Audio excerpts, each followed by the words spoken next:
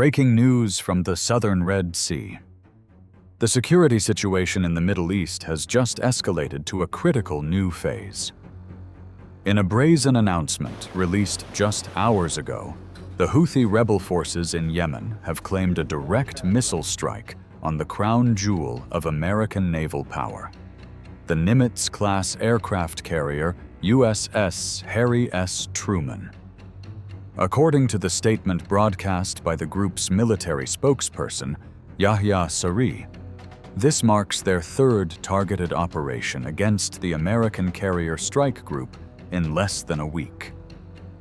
The statement boldly alleges that the strike was accurate and has forced the 97,000-ton supercarrier to, quote, retreat from its operating station.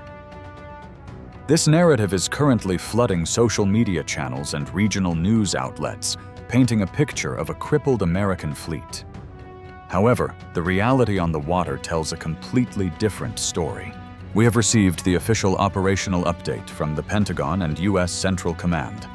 The Department of Defense has categorically denied these claims.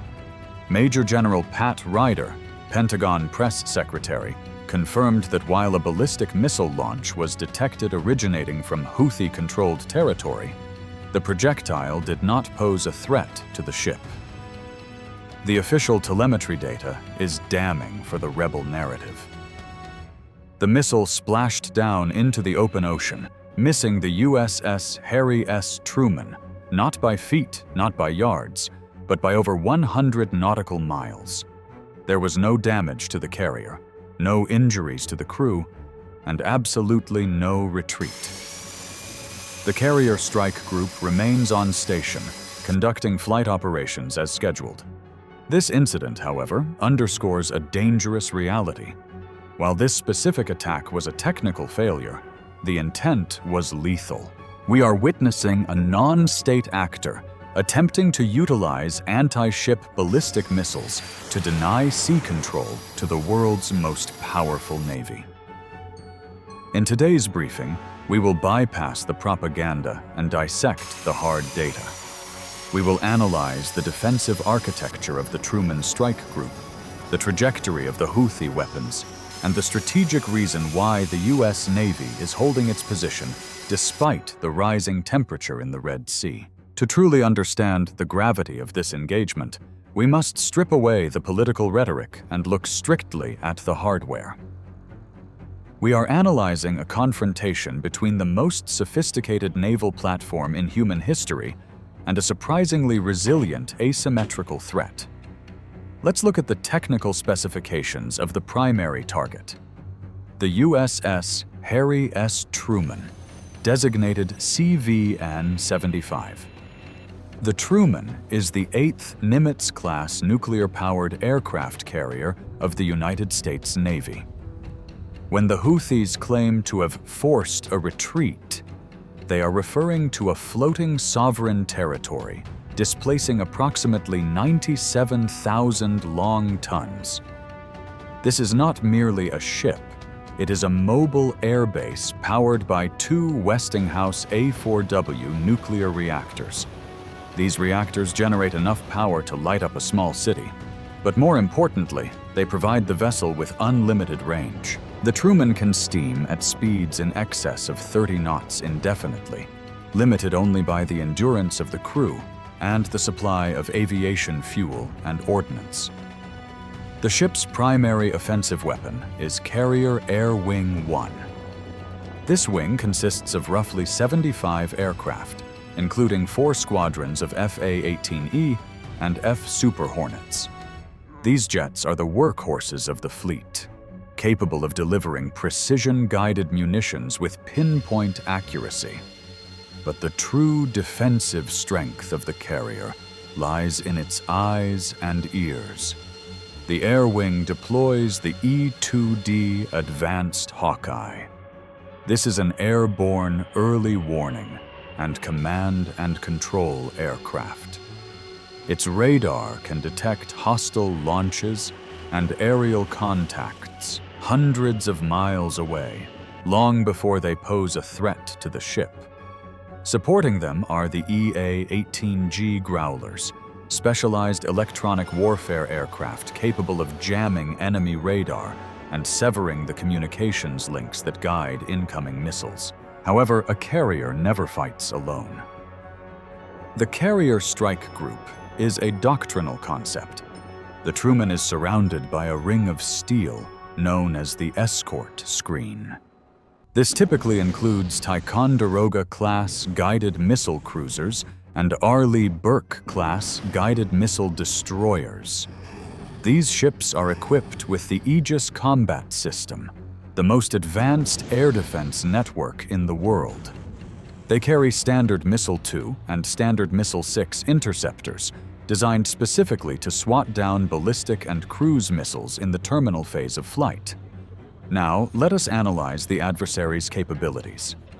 The Houthi forces in Yemen have evolved rapidly from a guerrilla militia into a force possessing state-level anti-ship capabilities, largely due to technology transfer consistent with Iranian designs.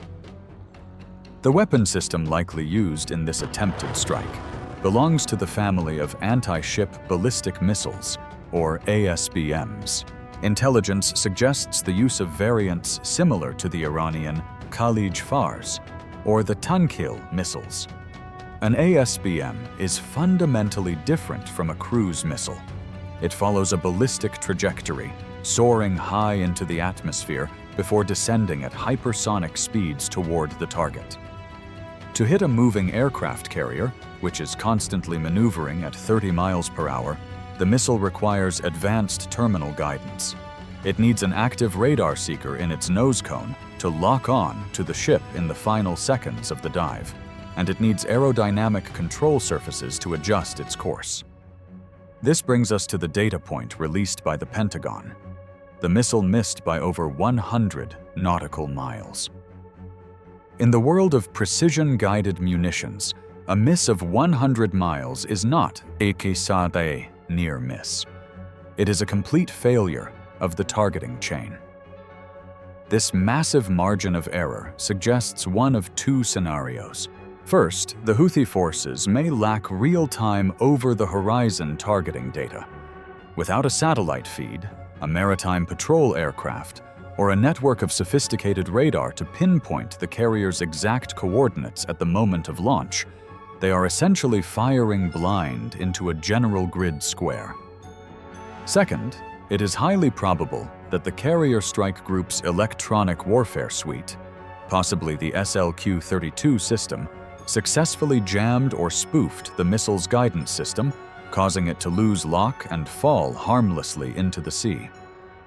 Geographically, the strategic context cannot be overstated. The USS Harry S. Truman is operating in the Red Sea, a vital artery for the global economy. To the south lies the Bab el-Mandeb Strait, a choke point through which approximately 12% of total global trade passes, including a massive volume of oil and natural gas. The United States Navy is not merely present to project power. It is there to uphold the principle of freedom of navigation. The presence of a carrier strike group in these confined waters is a calculated risk. The Red Sea is narrow, limiting the maneuvering room for a vessel of this size. This proximity to the shore reduces the reaction time available to defensive crews when a missile is detected. Unlike the open Pacific, where threats can be seen from hundreds of miles away, the Red Sea theater compresses the kill chain. The Houthis are attempting to exploit this geography. They are utilizing a strategy known as anti-access area denial, or A2AD. Their goal is not necessarily to sink the carrier, which is incredibly difficult, but to create a zone of danger so high that the cost of operating there becomes politically and economically unsustainable for the West. Yet, despite these risks, the Truman remains. The decision to keep the carrier on station after 3 claimed attacks sends a clear signal. It demonstrates confidence in the Aegis defense systems and a refusal to cede control of international waters to a non-state actor. The narrative war is raging just as fiercely as the kinetic one. By claiming a hit and a retreat, the Houthis aim to score a propaganda victory for their domestic audience and regional allies. But the cold, hard telemetry data from the US Navy suggests that while the intent to kill is real, the capability to execute a strike on a moving supercarrier is still falling short by exactly 100 miles. To reconstruct the events of the last 48 hours, we must step inside the Combat Information Center, or CIC, of the USS Harry S. Truman. The narrative of a retreat crumbles when we examine the minute-by-minute timeline of operations in the southern Red Sea. The sequence began with early warning indicators. Space-based infrared sensors detected a heat signature consistent with a ballistic missile launch originating from Houthi-controlled territory in Yemen. Within seconds, this data was relayed via the tactical data link to the carrier strike group. Aboard the escort destroyers, likely Arleigh Burke-class vessels assigned to the air defense screen, the SPY-1 radar panels immediately began tracking the projectile's trajectory. At this critical juncture, the Aegis combat system automatically calculated the impact point. In a true engagement scenario, the CIC would be a flurry of disciplined chaos. Fire control officers authorizing interceptors, electronic warfare specialists activating jamming protocols, and the ship maneuvering at emergency flank speed. However, the telemetry told a different story. The ballistic track showed the missile was wildly off course. According to the Department of Defense, the projectile terminated its flight path into the open water. The distance between the point of impact and the USS Harry S. Truman was recorded at over 100 nautical miles. To put this in perspective, the missile landed closer to the coast of Eritrea than it did to the American carrier. There was no kinetic engagement required. The ship's close-in weapon systems, CIWS, did not fire. The rolling airframe missiles remained in their launchers. The carrier did not shudder from a near miss. In fact, the crew on the flight deck likely never saw the splash. While the Houthi propaganda machine was drafting statements claiming a precise hit and forced retreat, the deck logs of the Truman show the ship was actually conducting routine cyclic flight operations. The carrier turned into the wind, not to flee, but to generate the necessary wind speed over deck to launch its aircraft. Simultaneously, we must address a separate but critical operational event that has been weaponized by opposing information warfare channels. The US Navy has confirmed the loss of an FA-18E Super Hornet. It is imperative to distinguish this event from the missile attack. This was not a combat loss. The incident occurred during a heavy weather replenishment and repositioning cycle. A Super Hornet was being towed on the flight deck when a sudden violent squall, common in the Red Sea, caused the aircraft to blow overboard. The pilot was not in the cockpit. There were no personnel casualties.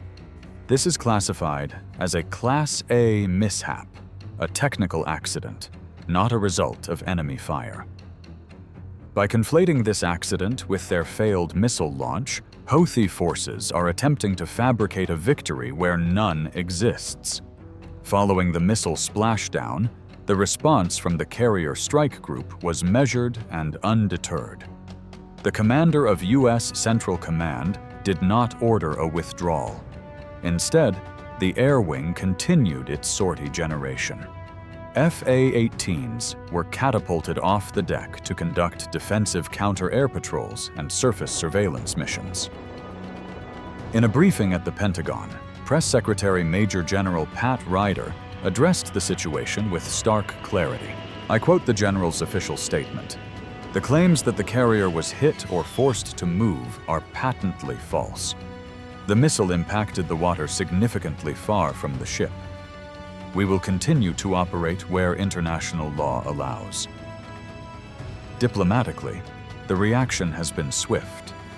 The United States has issued a démarche to regional actors supporting the Houthi supply chain, specifically pointing to the supply of ballistic components.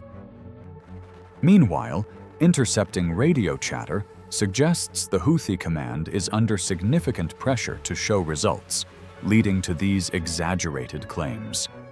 The operational reality on the water right now is Condition 3, a heightened state of wartime readiness. The destroyers are maintaining a tight defensive posture.